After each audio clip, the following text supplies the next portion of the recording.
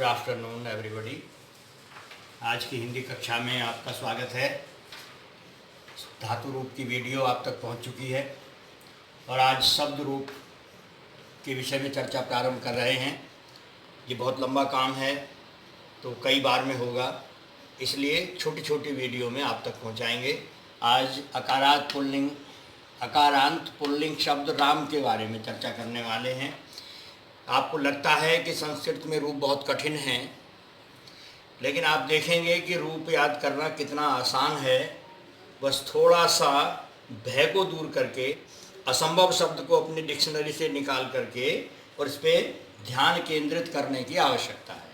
तो देखिए, ये एक वचन, द्विवचन, बहुवचन। आपको पता है कि संस्कृत में 3 वचन होते हैं और हिंदी में 2 वचन होते हैं, तो इसमें द्विवचन बढ़ जाता है। हिंदी में केवल एक वचन बहुवचन होते हैं। ये कारक हैं, हिंदी में आप बोलते हैं लेकिन संस्कृत में इसे विभक्ति बोलते हैं और ये विभक्ति होती हैं 7। देखिए, प्रथमा, द्वितीया, तृतीया, चतुर्थी, पंचमी, षष्ठी, सप्तमी और फिर अंतिम होती है संबोधन। तो आप जो रूप याद करते हैं, आप करते हैं रामः, रामौ, रामः, लेकिन ये रूप याद करने का आसान तरीका नहीं है। अच्छा होगा कि आप एक वचन को पहले याद करें, फिर बहुवचन को याद करें और उसके बाद द्विवचन को समझें, और इसे समझना फिर बहुत आसान हो जाएगा। तो पहले आप देख रहे हैं कि प्रथमा में रामे है, द्वितीया रामम, तृतीया रामेण, चतुर्थी रामाय, पंचमी रामात, षष्ठी रामस्य, सप्तमी रामे और संबोधन हे राम। इसमें ये ध्यान रखिए। देखिए, यहाँ प्रथमा में राम है, संबोधन में भी यही आएगा, केवल संबोधन का चिन्ह लग जाएगा और उससे पहले हे लग जाएगा। ठीक, ये तीनों आप देख रहे हैं नीचे 2 वचन बहुवचन में बिल्कुल यही आएगा, तो यही यहाँ आता है। तो एक तो ये आसानी हो गई आपको। दूसरी बात, जो कुछ ऐसी बातें हैं मिली जुली, उन्हें समझ लीजिए आप। देखिए, द्वितीय विभक्ति में, द्वितीय वचन में, द्विवचन में पहली और दूसरी जो विभक्ति है दोनों समान होती हैं, रामौ रामौ, आप देख रहे हैं।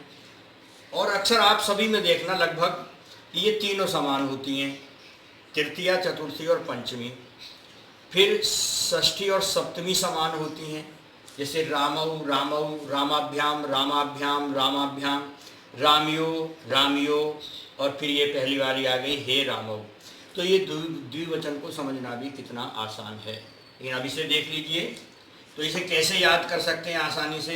देखिए, कोई भी चीज़ गद्य की अपेक्षा हमें पद्य में अधिक जल्दी याद हो जाती है और अच्छे से याद हो जाती है।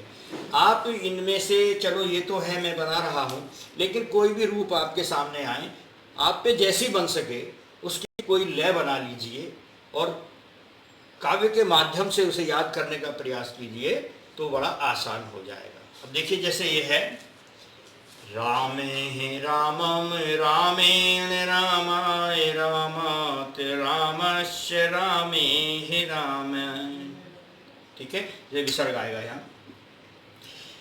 इसे फिर दोहरा लीजिए, रामे रामम, रामेण रामाय, रामात रामस्य, रामे रामे, रामे रामम, रामेण रामाय, रामात रामस्य, रामे रामे। ऐसे आप इसे याद करेंगे तो ये बड़ी आसानी से याद हो जाएगा। द्विवचन बड़ी आसानी से समझ में आ जाएगा।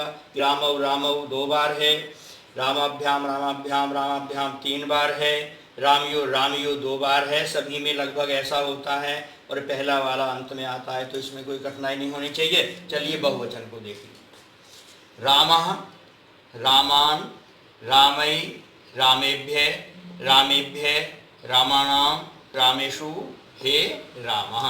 तो चलिए, इसकी जो मैंने लय बनाई वो बता दे रहा हूँ आपको। रामः रामान, रामः रामान, रामैः रामेभ्य, रामेभ्य रामाणाम, रामेषु हे राम। फिर तो देख लीजिए, रामः रामान, रामः रामान, राम ही रामेभ्य राम ही रामेभ्य रामेभ्य रामाणां रामेषु हे राम। इस तरह से आप याद करेंगे तो बड़ी आसानी से याद हो जाएगा और आपको लगेगा भी नहीं, लगेगा कि खेल खेल में हमें रूप याद हो गए हैं। बालक, देव, वृक्ष और जितने भी अकारांत शब्द हैं उन सब के रूप इसी प्रकार से बनते हैं। तो ये पूरा हो गया। धन्यवाद।